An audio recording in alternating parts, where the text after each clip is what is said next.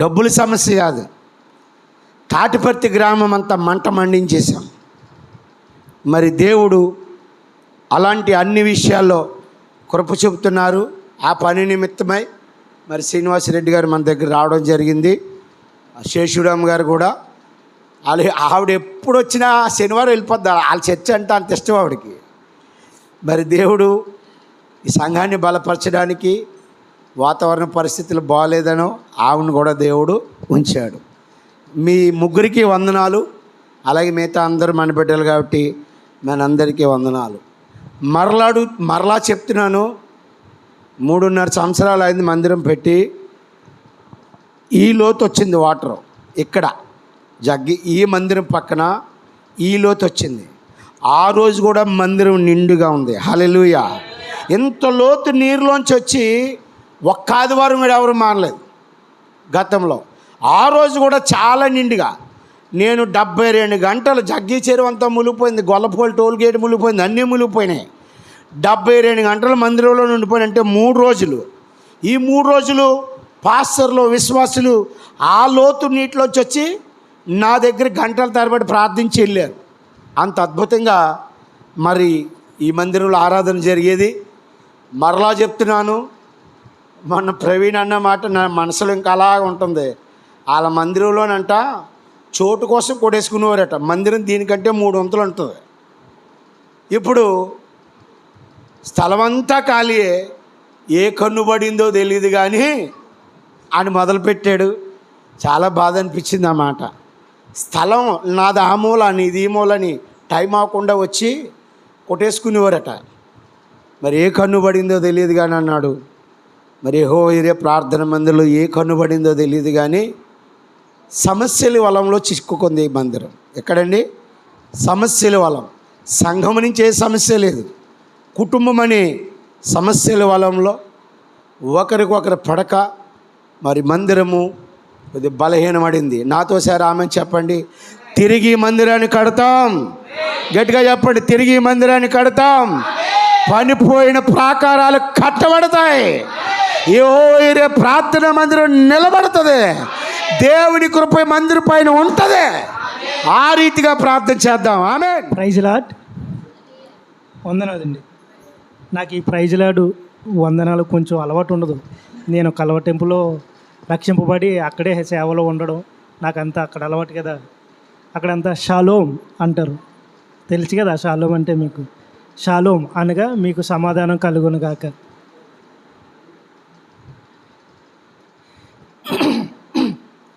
సరే అండి, నాకు అవకాశం ఇచ్చిన దేవునికి, సేవకుని కుటుంబానికి, అలాగే సంఘంగా మీకు నా వందనాలు.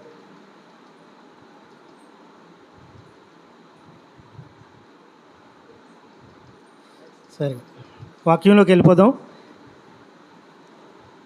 సమయం చాలా ప్రాముఖ్యమైనది కాబట్టి సమయాన్ని పోనేను, మీ బుర్ర తినను, సమయాన్ని ఓడను. అర్థవంతంగా నాకు ఇచ్చిన సమయంలో మీకు నేను చెప్పాలనుకున్న మాటలు అర్థమయ్యే విధంగా చెప్పే ప్రయత్నం చేస్తాను. అయ్యా 10 ఓకే.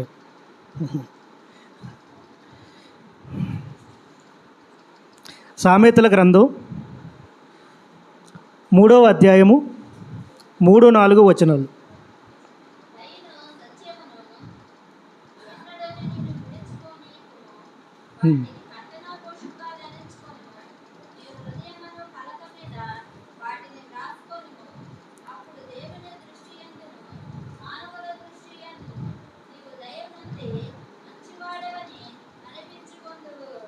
చాలండి, చిన్న ప్రార్థన చేసుకుందాం.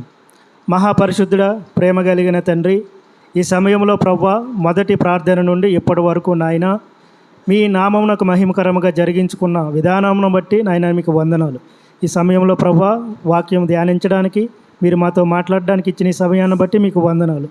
మీరే మాతోనూ సూటిగా మాట్లాడి నాయన మాకు కావలసిన మాటలను మీరే మాట్లాడమని, మీరే ధైర్యమును, కృపను, జ్ఞానమును నాకు దయచేయమని యేసు నామములో అడిగి వేడుకుంటున్నాను తండ్రి. ఆమేన్. మొదటగా నాకు వాక్యం చెప్పేంత అర్హత ఉందని నేను అనుకోవట్లేదు. ఎందుకంటే నేను సిద్ధపడతా ఉన్నాను. ఇంకా నేను పెట్టుకున్న సమయం 2 సంవత్సరాలు. ఈ 2 సంవత్సరాలు కూడా ఇంకా బాగా నలిగి ఆ తర్వాత అనేక విషయాలు తెలుసుకొని వాక్యంలోకి లేదా ఇలా వాక్యం నిలబడి చెప్పాలనుకునేది నా ఆశ. అయితే దేవుడు దానికంటే ముందే నాకు ఇస్తున్నాడు ఆ అవకాశం. నేను అడగలేదు అయ్యగారిని. మొన్న శుక్రవారం కొంచెం వెళ్ళి వాక్యం చెప్పాను, అక్కడ కూడా నేను అడగలేదు. దేవుడు ఇస్తున్న దాన్ని పోగొట్టుకోకూడదు కదా, అందుకనే వాడుకుంటున్నాను. నేను మీలో సహోదరుని, మీలాంటి వాడిని, మనందరం ఒకటే అనుకోండి. కాదు వాక్యం చెప్తున్నారు కదా, నేనేదో గొప్పవాడిని పాస్టర్ని కానే కాదు, మీలో ఒకరిని. సరే, భూమి మీద మనిషి బ్రతకడానికి అనేక విషయాలు కావాలి. ఏ విషయాలు కావాలి? మొదటిగా దేవుని తోడు, తర్వాత మనుషుల దయ, డబ్బు, ఇంకా ఆస్తిపాస్తులు, ఆరోగ్యం, ఇలా అనేక విషయాలు మనిషికి భూమి మీద బ్రతకడానికి ఖచ్చితంగా కావాలి. ఇందులో ఏది తక్కువైనా సరే మన జీవితాలు ఎక్కడోకక్కడ ఎంతో కొంత లోటుపాటును కలిగి ఉంటుంది. ఇవన్నీ ఉన్నప్పుడే మనం సమృద్ధి కలిగి సంతోషంగా సమాధానంగా జీవించగలం. సరే, ఇందులో అన్నీ నేను చెప్పను, కానీ మనకి దయ కావాలి. దయ గురించి చెప్పాలనుకుంటున్నాను. అయితే ఆ దయని మనం ఎలా పొందుకుంటాం, ఎలా జీవించడం వల్ల పొందుకుంటాం అనే విషయాన్ని నేను చెప్పాలనుకుంటున్నాను. నా వాక్యం యొక్క సారాంశం ఏమిటంటే, దయను సంపాదించడం ఎలా, మీకు గుర్తుండాలి కాబట్టి చెప్తున్నాను. అయితే ఇక్కడ దేవుడు చెప్తున్నాడు, దయను సత్యమును ఎన్నడను నిన్ను విడిచిపోనీయకము, వాటిని కంఠభూషణముగా ధరించుకొనుము, నీ హృదయమును పలక మీద వాటిని వ్రాసుకొనుము. అప్పుడు దేవుని దృష్టి యందును మానవుల దృష్టి యందును నీవు దయనుంది మంచివాడివని అనిపించుకొందువు. ఇక్కడ చాలామంది అనుకుంటారు, నాకు దేవుని తోడు ఉంది కాబట్టి ఇక మనుషుల దయ మనుషుల తోడు నాకు అవసరం లేదు అనుకుంటారు. కానీ ఈ భూమి మీద మనం బ్రతికినంతకాలం మనకి దేవుని దయ దేవుని తోడు ఎంత అవసరమై ఉందో మనుషుల దయ కూడా మనకు అంత అవసరమై ఉంది. అయితే ఇంకొంతమంది వాళ్ళు ఇంకా ఏమంటారంటే, మాకు మనుషుల దయ దేవుని దయ కూడా అవసరం లేదు, మాకు మేము బ్రతకగలం, మా శక్తి మా సామర్థ్యం లేదా మాకున్న ఐశ్వర్యం ధనము ఇవి చాలు మేము బ్రతకడానికి, అటు దేవుని దయ మాకు అవసరం లేదు, మానవుల దయ కూడా మాకు అవసరం లేదు అంటారు. కానీ దేవుని బిడ్డలుగా మనకి మొదటిగా కావాల్సింది దేవుని దయ కావాలి, అలాగే మనుషుల దయ కూడా కావాలి. రెండిటిలో ఏది తక్కువైనా ఇక్కడ మనం క్షేమముగా సంతోషంగా సమాధానంగా బ్రతకడం మాత్రం సాధ్యం కాదు. పిల్లలకు తన తల్లిదండ్రుల దయ కావాలి, భార్యకు తన భర్త దయ కావాలి, భర్తకు తన భార్య దయ కావాలి, ఇరుగు పొరుగు వారికి మన దయ కావాలి, అలాగే మనకి ఇరుగు పొరుగు వారి దయ కూడా కావాలి. సరే, ఈ దయను మనం ఎలా పొందుకుంటాం? దేవుడు చెప్తున్నాడు, దయను సత్యమును ఎన్నడను నేను విడిచిపోనీకము. మొదటిగా దయను పొందుకోవాలంటే మనము కూడా దయ కలిగి జీవించాలి అని చెప్తున్నాడు. ఇప్పుడు మనం ఏదైతే విత్తుతామో ఆ పంటనే మనం కోస్తాం. పొలంలో కావచ్చు, చేలో కావచ్చు, మనం ఏ పంటనైతే విత్తుతామో దానినే మనం కోస్తాం. అయితే మనం విత్తినప్పుడు మనము కోసేటటువంటి పంట ఏదైతే ఉంటుందో అన్ని విత్తనాలు మనం విత్తం. ఇప్పుడు వరిసేను పంట వేస్తారు, ఒక ఎకరం వచ్చేసి బాగా పంట కలిగితే 50 బస్తాలు కానీ లేదా 40 బస్తాలు కానీ కలుగుతుంది. కానీ ఆ పంట పండడానికి వాళ్ళు వేసేటువంటి విత్తనాలు ఎంత వేస్తారు? 40 బస్తాలు విత్తనాలు వేస్తారా? వేయరు. ఏదో 1 బస్తా 2 బస్తాలు విత్తనాలు వేస్తారు. కానీ వాళ్ళు కోసేటువంటి పంట 40 బస్తాలు లేదా ఇంకా బాగా పండితే 50 బస్తాలు. కాబట్టి మనం అనుకుంటాం, నేనే లేమి స్థితిలో ఉన్నాను, నేనే పేదరికంలో ఉన్నాను, నా దగ్గరే ఏమీ లేదు, నేను దయని ఏం చూపించగలను, నా దగ్గర ఏముంది ఇతరులకు దయ చూపించడానికి అని మనం అనుకుంటాం. కానీ దేవునికి నీ దగ్గర ఏదో ఉంటే దానినిచ్చి నీవు దయ చూపించడం కాదు. దేవునికి కావలసింది నీ దగ్గర ఏదైతే ఉంది, నీ దగ్గర ఎంతైతే ఉంది దానినే ఇతరులకి చూపించమని దేవుడు కోరుతున్నాడు. ఈరోజు మనం అనేక విషయాలు నేర్చుకోవాలి. మనం చాలా వెనకబడి ఉన్నాం. మనమంటే మనమే కాదు, ఈరోజు క్రైస్తవ సంఘం అంతా కూడా అనేక విషయాల్లో వెనకబడి ఉంది. మన ఆలోచన ఎప్పుడు కూడా ఎలా ఉంటుందంటే, రక్షించబడ్డం, మరణించాలి, పరలోకం వెళ్ళిపోవాలి. కానీ దేవుని ఆలోచన అది కాదు. దేవుని ఆలోచన మన పట్ల ఉన్న ఉద్దేశాలు చాలా ఉన్నతమైనవి. దేవుని ఆలోచన కేవలం మనం ఈ భూమి మీద జన్మించడం, మరణించడం, తిరిగి పరలోకానికి వెళ్ళడం మాత్రమే కాదు. ఈ మధ్యకాలంలో మనం చేయవలసిన పనులు చాలా ఉన్నాయి.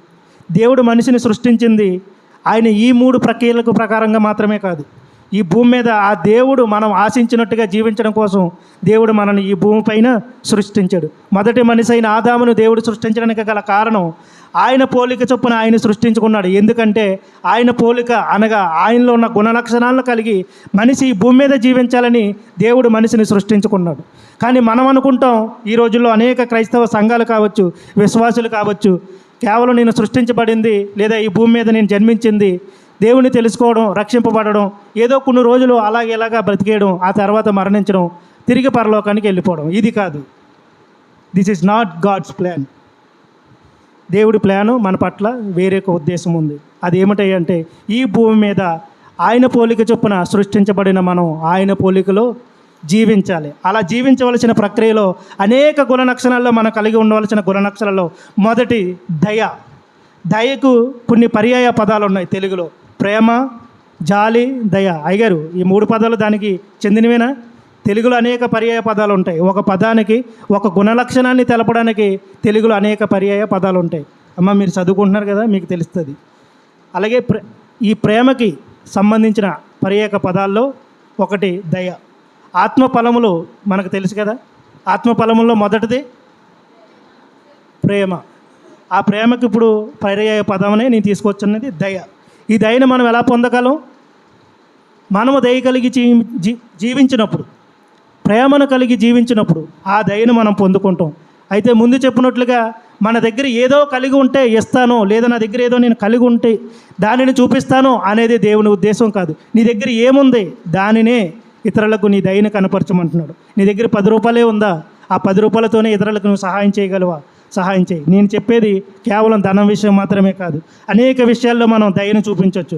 ఒక మాట చెప్పడంలో కానీ, ఒక సహాయం చేయడంలో కానీ, ప్రేమను కనపరచడంలో కానీ, ఇలాగ అనేక రకాలుగా మన కుటుంబానికి, చుట్టూ ఉన్నవారికి మనం దయను కనపరచేవారమై ఉన్నాము. అయితే బైబిల్లో ఒక ఆయన ఉన్నాడండి.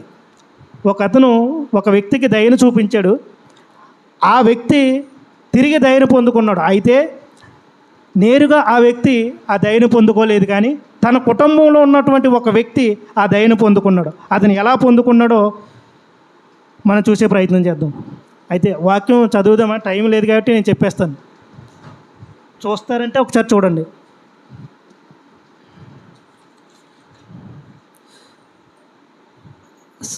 రెండవ సమూయేలు 20వ అధ్యాయము, 2వ సమూయేలు 20వ అధ్యాయము 3 వచనం, 3, 13, 32, 41 కూడా అవే మాటలు నేను చెప్పాలనుకున్న సారాంశం కోసం ఉంటాయి. అయితే అమ్మ మీరు చూసుకోండి, నేను చెప్పేస్తాను. ఇప్పుడు చదవద్దు, మనకు సమయం లేదు. అలాగే 2వ సమూయేలు 9వ అధ్యాయం కూడా ఫస్ట్ ఎవరికి దయను చూపించారనేది చెప్పుకుందాం.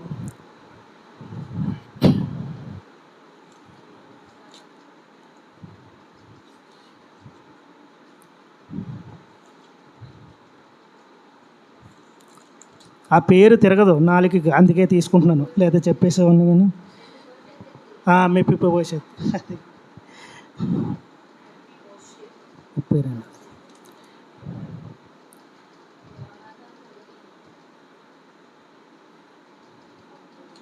అమ్మ, అది చెప్తారా ఒకసారి? మెప్పిపోసేది అనేది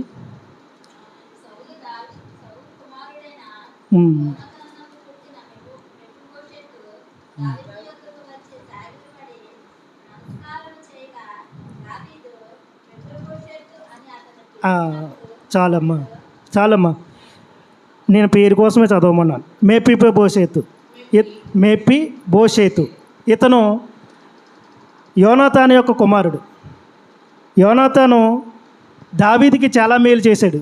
ఏ మేలు చేశాడంటే, వాస్తవానికి దావీదును ఆ యొక్క ఇశ్రాయేలు ప్రజలందరూ కూడా సౌలు 1000 కొలదిగాను, దావీదు 10,000 కొలదిగాను శత్రువులను సంహరించరు అని పాట పాడినప్పుడు సౌలు దావీదు మీద చాలా కక్ష పెట్టేసుకున్నాడు.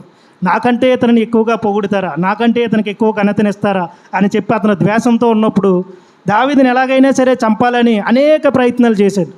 కానీ ఆ ప్రయత్నాలు ఏవి కూడా అతను విజయం సాధించలేదు. దావీదు పట్ల దేవుని ప్రణాళిక ఉంది కాబట్టి దావీదుకి మరణం సంభవించలేదు. అయితే అటువంటి సమయంలో ఆ రోజుల్లో యోనాతాను దావీదుకి చాలా సహాయం చేశాడు. తన తండ్రి నుంచి దావీదుని తప్పించడానికి ఎన్నో పర్యాయాలు సహాయం చేశాడు. ఆ తర్వాత కొంతకాలానికి యోనాతాను, సౌలు యుద్ధంలో మరణించారు. వాళ్ళు యుద్ధంలో మరణించారు, కానీ యోనాతాను దావీదుకి చేసిన మేలు, దయ మాత్రం అలా బాగి ఉండిపోయింది దేవుని దగ్గర. ఆ తర్వాత కొంతకాలానికి దావీదు ఇశ్రాయేలు మీద, యూదా ప్రజల మీద, మొత్తం యెరూషలేము మీద రాజుగా నియమించబడ్డాడు. అయితే యోనాతానును బట్టి నేను అతనికి దయ చూపించడానికి అతని కుటుంబీకులలో ఎవరైనా ఉన్నారా అని తన సేవకుల దగ్గర ఆరా తీసినప్పుడు ఈ మెప్పి బోషేతు అనే ఒక కుంటి కుమారుడండి. అతనికి కాళ్ళు ఉండవు. అయితే మొదట ఆరోగ్యంగానే పుట్టాడు, కానీ యుద్ధం జరుగుతున్నప్పుడు తన యొక్క దాది అనగా అమ్మమ్మో నానమ్మో ఎత్తుకొని పరిగెడుతున్నప్పుడు పడిపోతే 2 కాళ్ళు కుంటివైపోయి, అతను అలా పారిపోతున్నప్పుడు తన యొక్క నానమ్మ కానీ అమ్మమ్మ కానీ ఒక ఊరికి తీసుకెళ్ళినప్పుడు అతను ఎవరో ఒక ఇంటి దగ్గర పెరుగుతూ వచ్చాడు. అయితే రాజుకి అతని సేవకులు అతని గురించి చెప్పారు. ఎవరైనా ఉన్నారా అంటే ఫలానా వ్యక్తి ఉన్నాడు, యోనాతాను కుమారుడు అని చెప్పినప్పుడు అతను వెంటనే నా దగ్గరికి తీసుకురండి అని తన సేవకులను పంపించి ఈ మెప్పి బోషేతును రాజు దావీదు తన దగ్గరికి తీసుకొచ్చి తనకు ఎటువంటి భాగ్యాన్ని ఇచ్చాడంటే, తనకు కుంటివాడే, ఏమీ సాధించలేనివాడు, నిస్సహాయ స్థితిలో ఉన్నవాడు, తాను ఎవరికి ఏమీ మేలు చేయలేదు, దయను చూపించలేదు, లేదా తన బ్రతికి ఎలా ఉన్నదో కూడా మనకు తెలియదు. కానీ తన తండ్రి దావీదుకు చూపించిన దయను బట్టి, మేలును బట్టి తాను మేలును పొందుకున్నాడు. ఎటువంటి మేలు పొందుకున్నాడంటే రాజు కుటుంబకులలో ఒక్కడిగా పెరిగాడు. రాజు బల్ల యొద్ద భోజనం చేసేటువంటి స్థితిని పొందుకున్నాడు. తన బతికున్న కాలం అంతా కూడా రాజు సన్నిధిలోనే బ్రతికేటువంటి గొప్ప ధన్యతను పొందుకున్నాడు. ఇది ఎవరు చేసిన దానివల్ల పొందుకున్నాడో?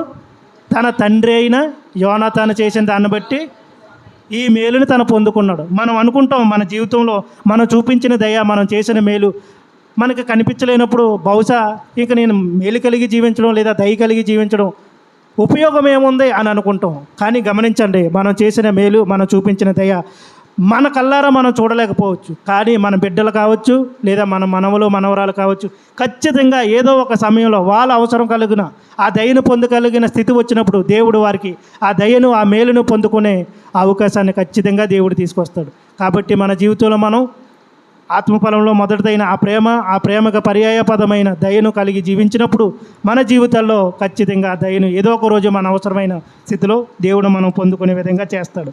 సరే, ఇలా దయను మనం తిరిగి పొందుకోవాలంటే కూడా ఇంకొక మాట కూడా చెప్పబడింది. సామెతల్లో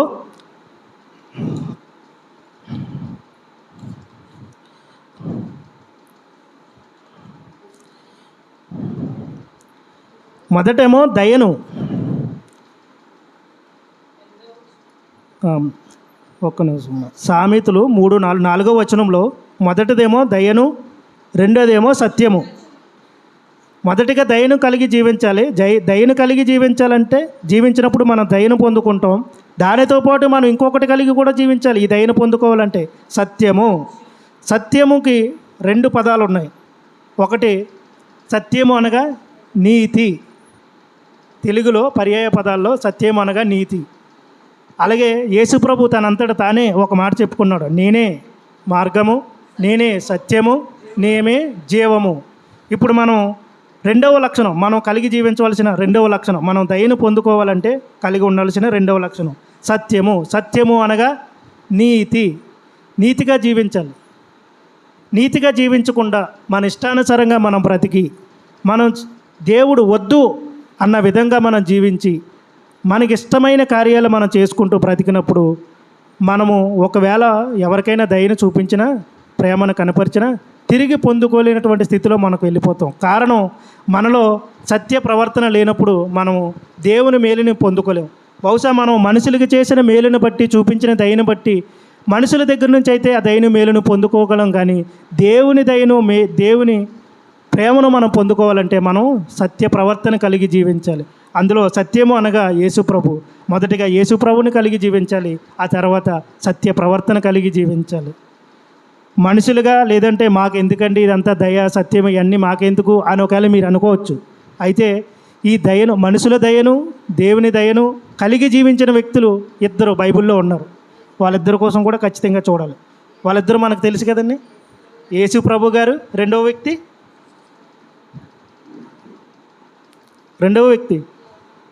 గుర్తుందా మీకు ఎవరికైనా అయ్యగారు తెలుసండి? సమూయేలు బాలుడు ఇంకా ఎదుగుచుండగా దేవుని దయందును మనుషుల దయందును ఎదుగుచూ ఉండెను. ఎగ్జాక్ట్ యేసు ప్రభు కోసం కూడా అదే చెప్పబడి ఉంటుంది. యేసు తను ఎదుగుచుండగా జ్ఞానమందును కూడా ఉంటుంది. వయసునందును జ్ఞానమందును దేవుని దయందును ఇవి మనకు తెలిసినాయి కదా. మరి రాసుకున్నాను, అంటే తీసి మనకు సమయం లేదు కదా. మీరు నాకు ఇచ్చిన సమయం తక్కువ, ఆల్రెడీ 10 నిమిషాలే ఉంది. ఇప్పుడు సాధారణమైన మనుషులు మాకెందుకండి ఈ దయా సత్యం అని అనుకోవచ్చు. కానీ అద్భుతమైన మొదటి ప్రవక్తలలో ప్రవక్త, చివరి నాయకుడు, మొదటి రాజును అభిషేకించినటువంటి వ్యక్తి, అతని వ్యక్తి నాయకుడు కానీ ప్రవక్త కానీ మరలా తర్వాత రోజుల్లో అటువంటి వ్యక్తి పుట్టలేదు. అటువంటి వ్యక్తికే దేవుని దయ కావాల్సి వచ్చింది, మనుషుల దయ కావాల్సి వచ్చింది. అలాగే లోకాన్ని రక్షించడానికి వచ్చినటువంటి యేసు ప్రభుకి ఆయనంతటి వాడికే దేవుని దయ కావాల్సి వచ్చింది, మనుషుల దయ కూడా కావాల్సి వచ్చింది. మరి సాధారణమైన మనుషులు మనకి దేవుని దయ మనుషుల దయ అవసరం లేదా?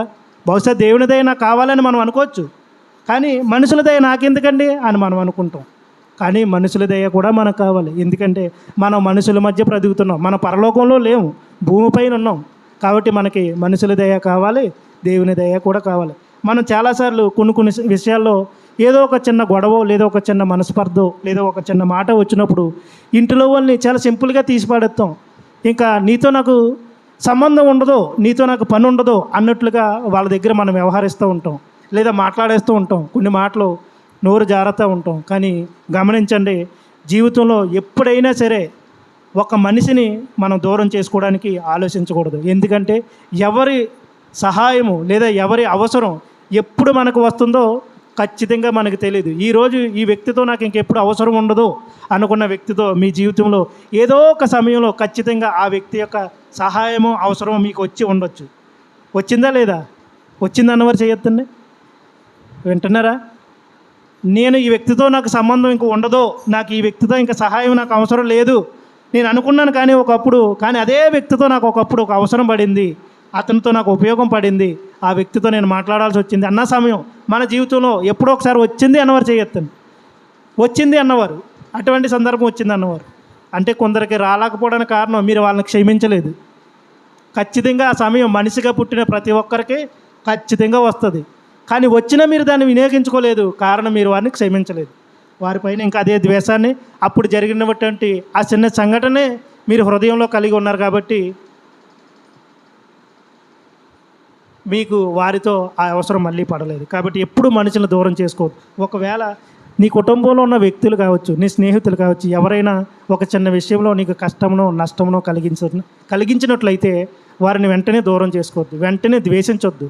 ఆలోచించండి, ఎందుకు ఇలాగ ఈ వ్యక్తి ప్రవర్తించాడు, ఎందుకు ఇలా మాట్లాడాడు, దీనికి కారణం ఏమిటి అని అనుకోండి. ఒక్కసారి తన ప్లేస్లో మిమ్మల్ని పెట్టుకొని, ఒకవేళ ఈ సమయంలో నేనుంటే, ఆ స్థానంలో నేనుంటే నేను ఎలా నేను ఆలోచించుకుంటాను, లేదా క్షమించుకుంటాను, లేదా ఎలా జడ్జి చేసుకుంటాను, అనగా ఎలా పరిశీలించుకుంటాను అని తన వ్యక్తి స్థానంలో మనం పెట్టుకున్నప్పుడు మనకి న్యాయం అన్యాయం అనేది లేదా వాస్తవం అనేది మనం గ్రహించగలుగుతాం. కాబట్టి నేను చెప్పిన యొక్క వాక్య సారాంశం ఏమిటంటే, మనం ఈ భూమి మీద బ్రతికున్నంతకాలం దేవుని దయ మనకు కావాలి, మనుషుల దయ కూడా మనకు కావాలి. దయ మనం పొందుకోవాలంటే మొదట మనం చూపించేవారమై ఉన్నాం. మనం చూపించినప్పుడు తిరిగి పొందుకోవడం అనేది అసాధ్యం.